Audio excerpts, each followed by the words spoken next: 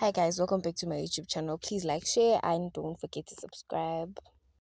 Jiyeka le nto yenzayo siyeke sicefe zenze into ongeyona azedelela indoda hayi ungiphoxile ngena phela uma wakho inkinga. So guys, last night revealed everything about Umusam Selegu. Last night's episode, Umusam Selegu, guys, is not a great man that we think he is. He's hiding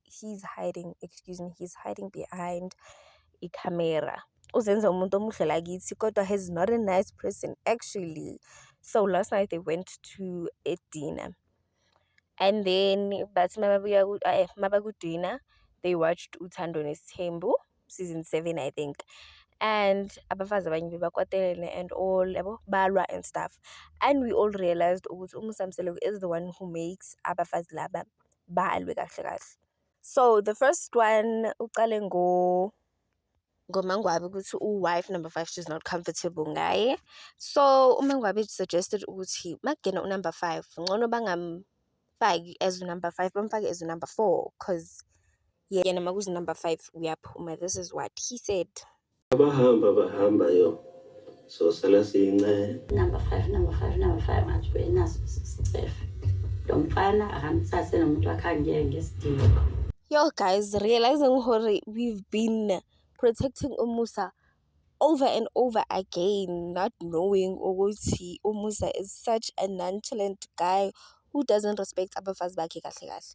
That's why Mangwabi was treating Umusa the way he was treating him. And we kept on blaming Mangwabi ukuthi Mangwabi is disrespectful towards indoda yakhe and all. Kanti no man, uyenza kumayeni, uyenza kumakhumalo, uyenza kumacele. Wonke umuntu kule family yana is being mistreated kahle kahle. So as they were watching the episode yaka season 7 last night, they realized ukuthi Musa was saying bad things about them, like uMacele. He said uMacele, he serves him as umfanyana wakhe.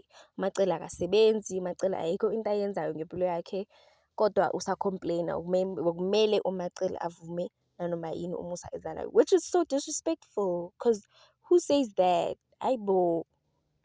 Wabuya weza ngomangwabe noMayeni. uMangwabe noMayeni bahambile guys. Bahambile bathi abasafuni next yokwenza noMusa. So they moved out baphuma.